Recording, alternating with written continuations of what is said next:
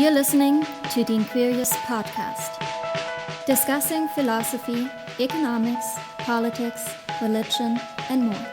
Visit us at medium.com/@Inquiri.us-blog. Welcome to episode 3 of the Inquiri.us podcast. I'm your host, Max Sejo, here with my co-host, Justin Bailey. How are you doing today, Max? Pretty good. So this episode's a little different. Explain. Explain. I will do that. Well, we got an opportunity to go out, and instead of just sitting around and having a discussion amongst ourselves, we got to go and involve what would be an expert to come into the pit of the Inquiri.us podcast, The lion's den. It gets wild. So we figured we'd see what happens in the fray when we bring someone else in. And this time we got to interview an astronomer by the name of Dr. Hugh Ross. And he runs a Christian think tank out of California called Reasons to Believe, which advocates Christianity and gives people reasons to believe. It's a novel name, the novel concept. No, it's an interesting organization that's been around for about 30 years, and it's full of different scientists and philosophers and theologians that write articles and produce content for this very question. And the question that Dr. Ross focuses on is about the age of the Earth and the universe. And he debates many times, and often his position is debated about with Young Earth Creationists. We were talking, the percentage is pretty high of people in America that actually still hold to the universe being around 6,000 years old. And that's opposed to what most people think, around 13.6 or 14 billion, somewhere in that range. So there's a large amount of time difference. There's a gap there. Yeah, would you call it a gap? It's quite the gulf. So you'd move into Gulf territory? It's a gulf. Okay, all right. Like the Gulf of Mexico, or like the Atlantic Ocean Gulf? It's probably bigger than any gulf on Earth. It is. Orders of magnitude. Yeah. So we got an opportunity to interview him, and we talked to him about a bunch of different subjects, and Max threw in some questions, and I think we should just run it. Dr. Ross, how you doing? Doing well, thank you. Great. Can you tell our listeners just a brief synopsis of who you are, what you do, and why you're here today?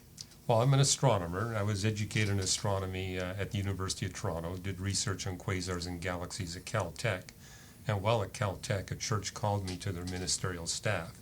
So I'm both a pastor and an astronomer. And it was that church near Caltech that helped me launch Reasons to Believe, which is an organization dedicated to developing new reasons to believe in Christ as Creator, Lord, and Savior. Okay. So Reasons to Believe has existed for around 29 years. 29 years. And what would you say the focus of Reasons to Believe is? Topical. Is there a topical focus, or you just cover anything, any new reason scientifically? I mean, it's a scientific organization? It's predominantly scientific, not totally. I mean, we do have philosophers and theologians on our staff. Mm-hmm. But yeah, our focus is on trying to develop new reasons, new evidences for the Christian faith, because so often non-Christians say, I've heard that before. So we find it's easier to engage them on the new material and use that as a bridge to the traditional evidence. Max is a good person to ask, actually. He's not a Christian. Have you heard this before? I have not heard of Reasons Right. to Believe before. I only have encountered your work through Justin, who Right. showed some of it to me. But no, I'm Just not really curious familiar question. with Is this circles, really. different than your normal exposure to certain sort of Christian dialogue, or is it, I mean, I know we talk. Yes. So you have that exposure to me. But before me, or is this normal, or is this different for you? This is something that I think, as someone who's not Christian, grew up without Christianity, that needs to be more in the fore in sort of the media, pop culture descriptions of Christianity. Right. Because, there's always, unfortunately, in politics or whatever we have, we're talking about, there's always these two kind of diametrically opposed sides. And the loudest will always kind of get the attention. The loudest and maybe the most kind of Radical. extreme, Right. yeah, the more most radical things. That gets the clicks or the views Sure. or whatever it is. So I think that it's really important today to be here and talking with Mr. Ross. Right. That kind of leads me into something that we talked about on the show. Part of what got us to start this was this hope, this dream of having conversations with people that you disagreed with and them going well. like not devolving into a mass emotional mess where people are yelling and screaming and walking away from each other, hating each other, but actually learning and growing from each conversation that you would have.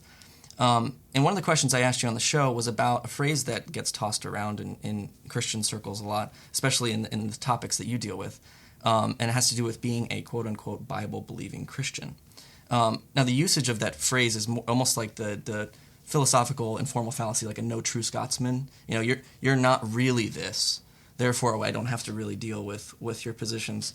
How, number one, do you deal with that when somebody brings that up to you in conversation or in a debate, from a kind of a debate perspective, and then just a personal perspective? How do you deal and disagree clarify that well? again for me. I mean, how do I disagree with? How do you disagree? Yes, I mean, your how you carry the disagreement. You don't get emotional. You don't get emotional about it. You want to argue the merits. So when somebody comes at you and kind of attacks who you are, attacks something very near and dear about your identity. Let's say you are a Bible-believing Christian as far as you understand it, and then someone comes to you and says, "No, you're not," and then argues against what you're trying to communicate. How do you deal well with that sort of situation? Well, I think we're committed as Christians to be reconciled to one another. So I want to find out why you take that position. Why do you think this of me? Mm-hmm. And what can we do to bring understanding so that we're on the same playing field? And, you were talking about science. I mean, the whole enterprise of science is based on how we can benefit from disagreements with one another. And so when I'm doing scientific research with my fellow scientists, even if they agree with me, they're going to bring up a challenge just to see where is that going to go. And we're not threatened by that. We're saying, that's an interesting point you brought up. Let's see where that takes us. Maybe we can learn more. Right. And, I'm secure in what I believe, but maybe there's things that I could add to what I understand. Maybe it'll cause me to make adjustments. Mm-hmm. And the Bible actually encourages us to put everything to the test. Paul put it this way: test everything, hold fast to that which is good. So it's important that when we do prove something to be true, we act upon what we know to be true. But bottom line is, you have to test first. So your book, A Matter of Days, which is in its second edition, correct? Mm-hmm. And you said about 80 new pages. Right. The main topic is obviously the Genesis 1. And does it support Genesis 1 in the entirety of what the narrative of creation within the Bible is? But does it support a young earth understanding or an old earth understanding of the world? Right. You take the side of an old earth, and you argue very well for that position. I'm curious, so you would hold that the universe is 14, is it 13.8? Is it, what's the number right now? 13.79 plus or minus 0.05. Okay, plus or minus 0.05. The earth is 4.5662 plus or minus 0.0001. So as far as how Genesis 1 goes, do you have a rough and ready chronology of, well, day 1 was 800 million years, day 2 was this many? Do you have something like that? Yeah, rough, because I don't think Genesis 1 gives us enough detail to get highly specific. But very roughly, creation day 1 would be when light first appears on the earth, is when the cloud layer becomes translucent, roughly coincided with the origin of life on planet Earth. Then we move into creation 2, where a stable water cycle is now established. Day 3, plate tectonics is now causing continents to form, so it's no longer a water world. Plants on the continents, animals in the ocean, and then we get the soulish animals, the birds and mammals that have mind, will, and emotions. Then last of all, human beings that are body, soul, and spirit. Right. So those 6 days cover that 13.6. Well, they basically cover the last 3.8 billion years of the history of the Earth. Right. I mean, Genesis 1:1 and 1:2 would cover the first 10 billion years. Okay. So there's a pretty literary gap, so to speak, I guess, between 1:1 and then, is it 1:4 where they gets into the, or is it 1:3? 1:3 is where day 1 starts. And the book of Job actually gives you a lot more detail on what's going on before day 1. Okay.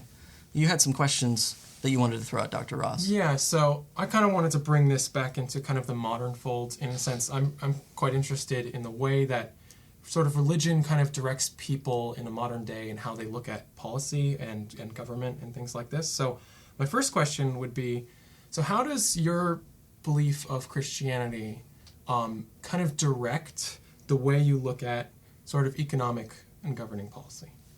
Good question. I actually wrote about that in a book called Hidden Treasures in the Book of Job, because it actually deals with what I would call creation care.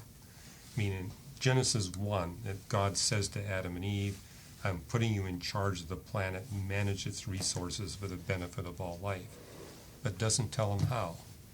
The book of Job, Job 37, 38, and 39, gives you a creation care manual. And what you see brought out in those 3 chapters is the principle that God has designed the earth and its life in such a way that when we humans face a crisis in managing the planet for the benefit of all life, God ahead of time has provided solutions in the way He's designed the earth and its life and its resources that will be simultaneously optimally ethical and optimally economic. I mean, to give you an example, you're probably aware of this global warming crisis. Yeah. There are solutions to global warming that do not require an economic sacrifice and yet are optimally ethical. Okay. And for certain, you want to pursue those solutions first. In fact, I would say the principle of the Bible is if you're faced with a choice between ethics and economics, you know you got the wrong solution. You need to stop and say, let's look for a better solution. And actually, I think when you look at global warming, there's solutions that are actually hinted at in the Bible that would actually increase the economic well-being of human beings while at the same time resolving global warming. So can you maybe lay out what you think those solutions are? And so it's, I understand completely in the sense of abstract axioms, but on the day-to-day, what should we be doing that represent that idea?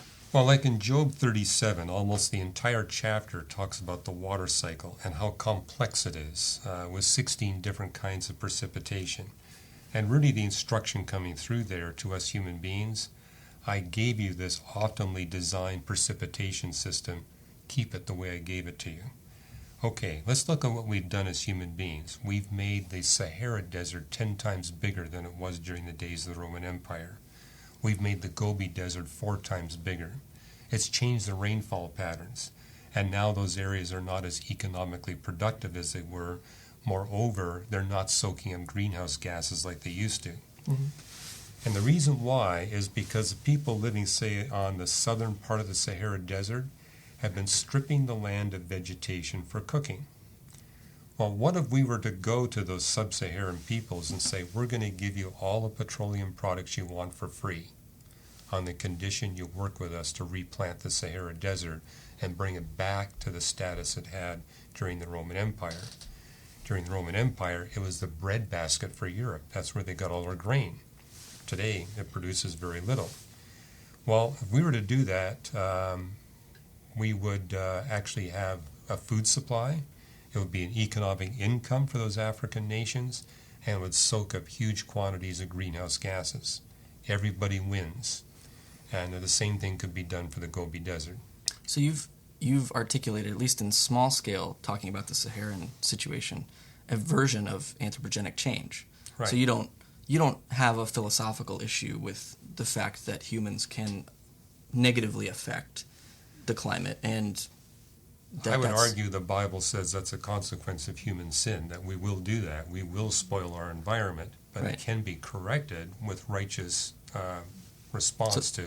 So there are ethical moves that can be made to kind of right the ship right. that we have effectively affected in a negative way. Yeah, and to bring balance to that, I'm not saying that all of the damage we see is anthropogenic. Mm-hmm. I'm saying some of it is. In fact, I think what's driving the global warming controversy, we know that human activity is 20% responsible for global warming, or it could be 80% responsible. It's between 20 and 80. And because of that great uncertainty, it's fueled this debate. Is it natural process that's driving global warming, or is it human activity? The truth is it's both. And this means we need to try to bring those error bars down to really see where we've gone wrong. But a few places it's obvious where we've gone wrong. The Sahara Desert is an example where we don't need more research. We already know. Last podcast we did was on Pope Francis's encyclical that he released last week. You had a question on that. Yeah, so you've kind of articulated a little bit, I think, some of what the Pope said about humanity's ability to both correct and destroy the Earth. Now, he might call for what some have called more radical or whatever, however you want to, name it, solutions. For the American politics, it would be the more left, more liberal economic solution. Right. Now, this is the specific part that I want to hone in on. I think the part that about what you said about the Gobi Desert and the Sahara Desert, that's not looked at enough. The way that we can rebuild actual ecosystems and have more greenhouse gases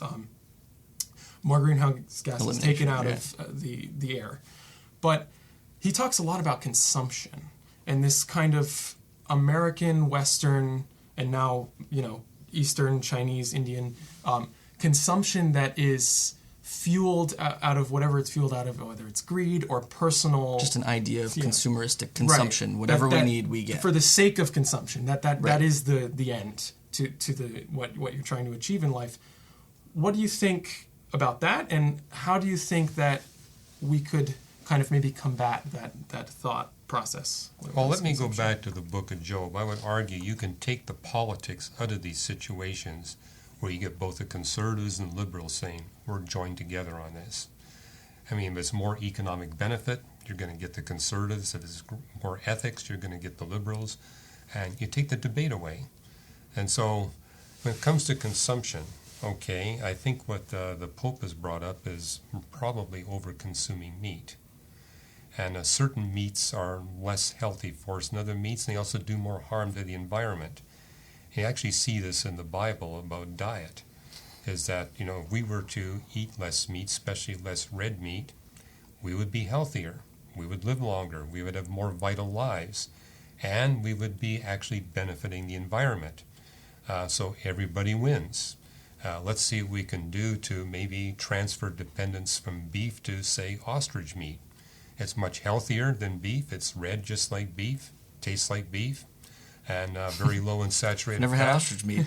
And can be completely in honest. terms of what it does to the environment, I mean, it's way ahead of cows. So, I mean, you're not actually asking people to stop eating meat, but just saying eat a different kind of meat. And, you could get away with less meat. You don't have to have meat as a primary source in your diet. Right. So, again, it's a point. Look for the solutions that are win-win-win.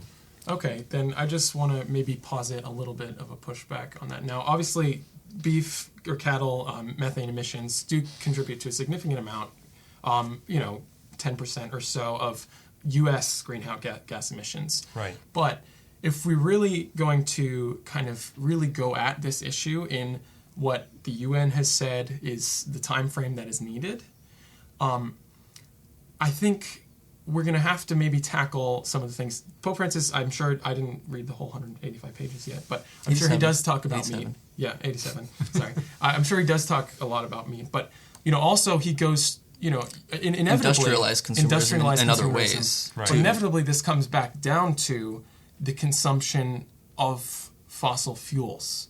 So kind of there are these silver bullets that we can tackle with meat, with the deserts, with maybe food supplies and stuff like that. That can be part of a solution, right. You're saying. But how do we end up coming back to this point where, according to the UN, if we're going to assume that is the status that we're going to go off of, then we need to actually tackle the fossil fuel issue. How do you reconcile with that?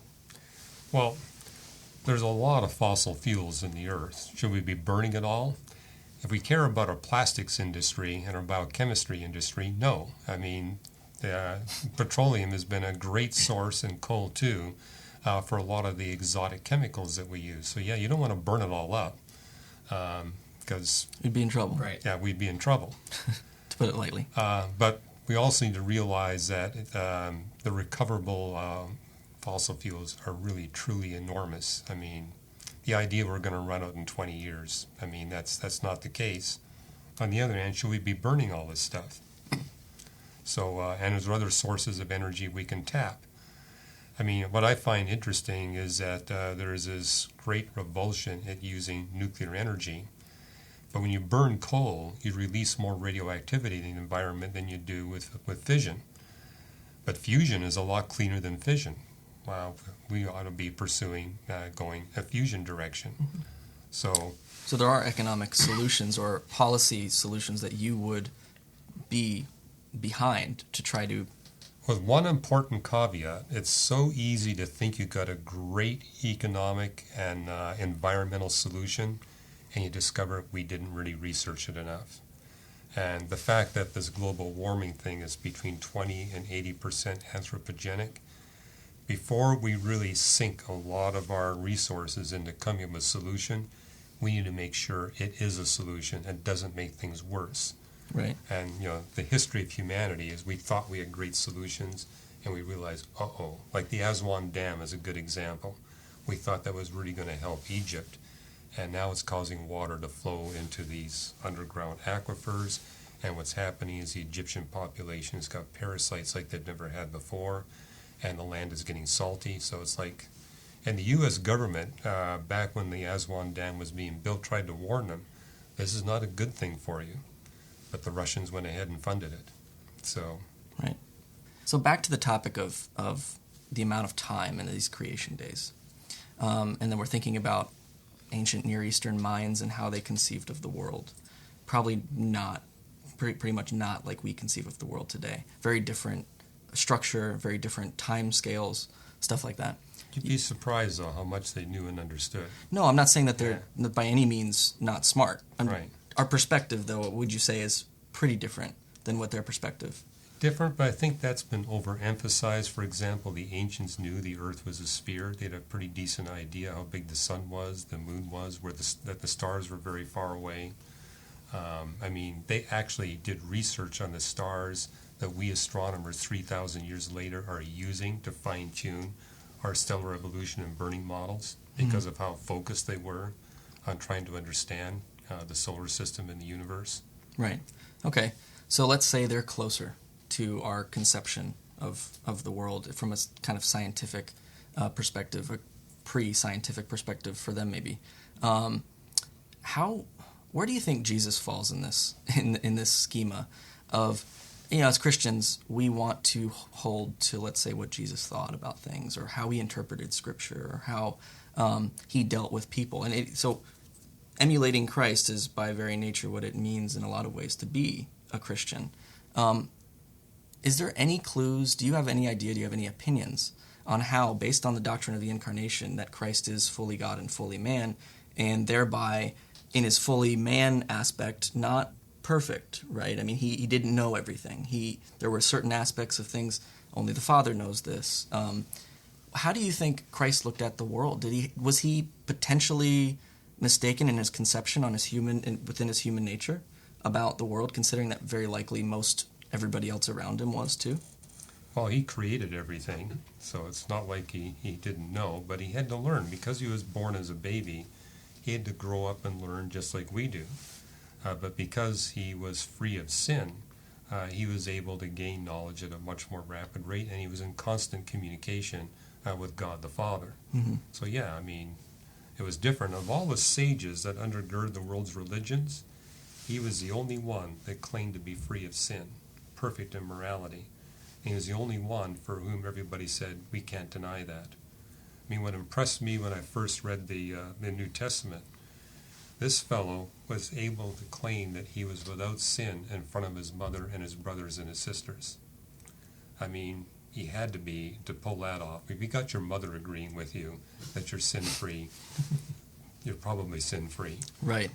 And so this puts him automatically in a different category than every other human being. Yeah, I just think it has interesting implications to how you look at Genesis, and it seemed to be how first century Jews and post-Babylonian exile Jews thought about Genesis, and it just seems to be at least a point to raise that I wonder if there was any conception in the human mind, in the human side of Christ, that we obviously talk about his divine nature and say he knows all truth, he's omniscient. But we see examples in the Scripture of that omniscience not coming out. Well, I think that's brought up in Philippians 2, where it says of Jesus Christ that he willingly lowered himself right. and emptied himself. It's called the kenosis passage. Right. And so he could know everything, but he chose not to for that time in the Incarnation. So your opinion maybe that he chose to think like a first century Jew and take on that human nature. At 12 years of age, he's going to the temple to be taught by the religious leaders there, and he's asking them questions. Mm-hmm. So it's just like us, where we're born not knowing very much, and as we mature, we learn and grow. But what does it say of Jesus? That he was able to gain knowledge and understanding far beyond his peers. And again, it's because he has no sin that his mind was able to mature at the rate that it did. So he was able to begin an incredible ministry at 30 years of age.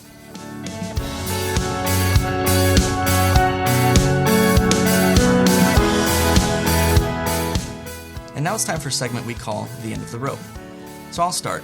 Dr. Ross, last time I talked about my disdain with Jurassic World as a movie. I was not happy with the acting. I was not happy with the writing. I was not happy with a lot of things. And this is our little rant segment, so that's what I did. I kind of ranted against Jurassic World.